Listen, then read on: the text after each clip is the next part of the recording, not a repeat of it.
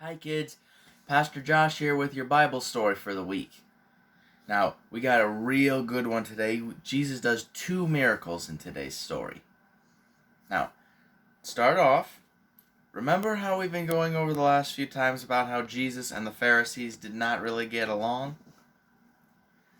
Well, that makes today's story a bit interesting to start out with because the man who goes to first see Jesus, named Jairus, is possibly a Pharisee. We're not 100% sure there, but he is the leader of the local synagogue, so at the very least, he works closely with the Pharisees. Chances are he would not have approached Jesus on a regular basis, but Jairus had a problem, and only Jesus could help. Jairus' daughter was sick. In fact, she was dying. If there wasn't something that happened soon, then she was gonna die. So Jairus goes to see Jesus, probably in spite of the fact that his bosses, the Pharisees, aren't gonna like this, and he asks Jesus to come and heal her. And Jesus agrees. So they and the disciples start making their way towards Jairus' house, and they're followed by this huge crowd of people that have been listening to Jesus. I mean, they're squished together like sardines in a can right here. And yet, after they've gone a little ways, Jesus says, "Who touched me?"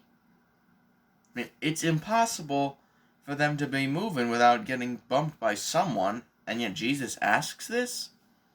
And that's what his disciples say. We're squished together like fish in a net here, and you ask who touched you? What's that even matter? But Jesus says, no, someone touched me. I felt the power go out of me. And that's when an old woman comes forward. For years, she's been sick. And every year, she just keeps getting worse and worse. Doctors can't do anything to help her. But then she heard about Jesus. And she was sure if she could just get close enough to touch the edge of his clothes, she could be healed. And that's exactly what happened. She just got close enough to barely touch the edge of his sleeve, and she was healed instantly. And Jesus said to her, "Your faith has healed you. Go in peace." Now they get ready to go back on their journey to Jairus' house, and you can imagine Jairus is probably hopping up and down on one foot, anxious about getting to see his daughter, and quick. But then a servant comes to see him and says, "Don't bother the master anymore. It's too late. She's died." Jesus sees the hurt expression on Jairus' face. He goes over to him and says, "Don't be afraid. Have faith, and your daughter will be fine." So Jairus leads Jesus and his disciples and what's left of the crowd to his house. And the funeral's already in full swing there. Now, something you gotta understand about how people in Jesus' time did funerals, they threw themselves into it. I mean, when we go to a funeral, people sit down, they're quiet, aside from crying, and that's kind of how things go. Where Jesus lived and when he lived, funerals meant people were weeping and wailing and throwing themselves all over the place to show how upset they were. So this was something like organized chaos when Jesus got there. And Jesus tries to calm everybody down and says, "Don't be upset. The girl's not dead. She's just asleep." Now everybody looks at Jesus, and then they start to laugh. These people know what death looks like. The fact that Jesus is trying to tell them that the girl isn't dead, well, They're thinking Jesus is either naive or stupid. That's what would have been running through their heads.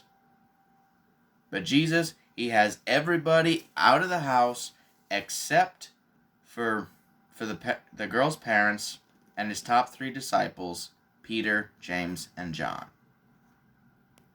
Then he goes to the girl's room, takes her by the hand, and says, Talitha cum.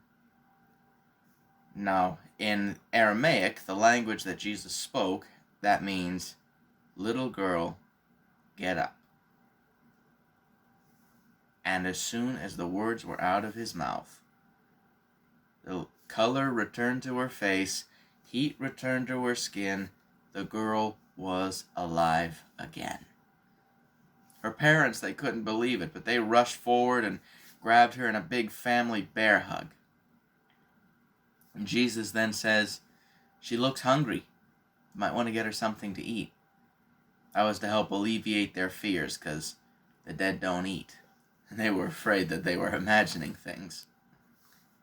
Then just as they're getting ready to leave, Jesus tells everybody present, don't tell anyone about this.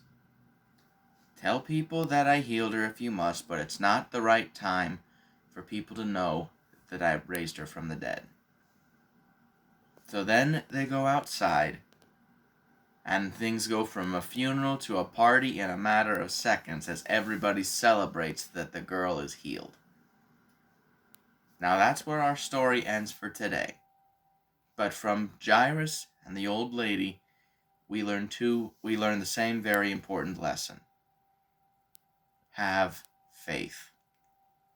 Jesus wants to work in us. He wants to help us when things get tough. But if we don't believe he's going to do anything, chances are he's going to hold back. When we ask Jesus to act in our lives, we need to believe that he's going to do so. Just like the old lady who needed to be healed had faith she would be. Just like Jairus had faith that Jesus could heal his daughter. When we want Jesus to act, we have to have faith and believe both that he can and he will. It takes faith to help Jesus do miracles.